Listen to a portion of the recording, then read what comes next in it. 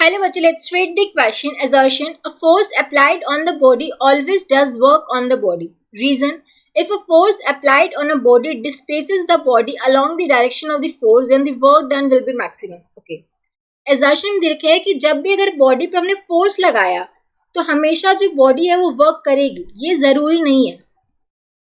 मान लो आप एक वॉल के ऊपर फोर्स लगा रहे हो, इसको पुश करने की कोशिश कर रहे हो, ठीक है, आपने इसे फोर्स लगाया, इसको पुश करने की कोशिश कर रहे हो, लेकिन इसकी डिस्प्लेसमेंट फिर भी नहीं हो रही है.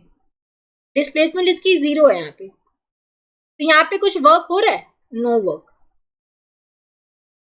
क्योंकि यहाँ पे डिस्प्लेसमेंट ही नहीं हो रही है. तो जरूरी नहीं है कि अगर आप किसी बॉडी पे फोर्स लगाओ हमेशा वर्क होगा ही होगा. ठीक है, यहाँ पे आप देख सकते हो, अगर मान लो किसी केस में ऐसा हो रहा है कि आप फोर्स लगा रहे हो बट डिस्प्लेसमेंट 0 है, तो उस केस में वर्क डन 0 होगा, क्योंकि वर्क डन हमारा क्या होता है? Force into displacement cos theta.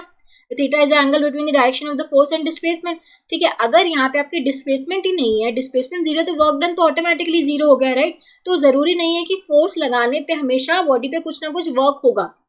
ठीक है, तो ऐसा केस हो सकता है कि मान लो आप फोर्स तो अप्लाई कर रहे हो, लेकिन बट मान लो इन केस डिस्प्लेसमेंट इज 0,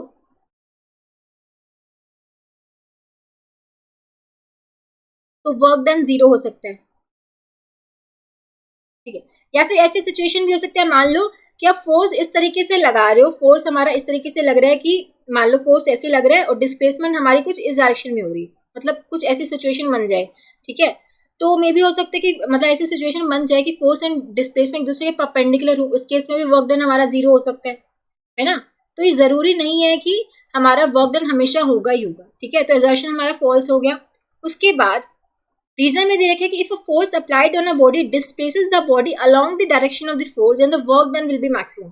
ये कह रहे हैं कि जो फोर्स जो बॉडी पे अप्लाई कर रहे हैं, मान लो कोई बॉडी है, हम किस बॉडी पे फोर्स अप्लाई करें इस डायरेक्शन में, और इसी डायरेक्शन में हमारी इसकी डिस्प्लेसमेंट हो रही है. अब देखो इन दोनों के बीच में जो एंगल हो जाएगा, फोर्स और डिस्प्लेसमेंट के बीच में angle, that would be 0 degree, and cos 0 degree होता है 1, जिससे क्या होगा? cos थीटा हमारा मैक्सिमम हो जाएगा, जिससे वर्क डन भी मैक्सिमम होगा, क्योंकि cos थीटा की मैक्सिमम वैल्यू क्या होती है? 1 होती है, राइट. अगर दोनों सेम डायरेक्शन में होंगे, जो फोर्स अप्लाइड होगा वो सेम ही डायरेक्शन में उसको डिस्प्लेस करेगा, तो उस केस में वर्क डन हमारा मैक्सिमम होगा.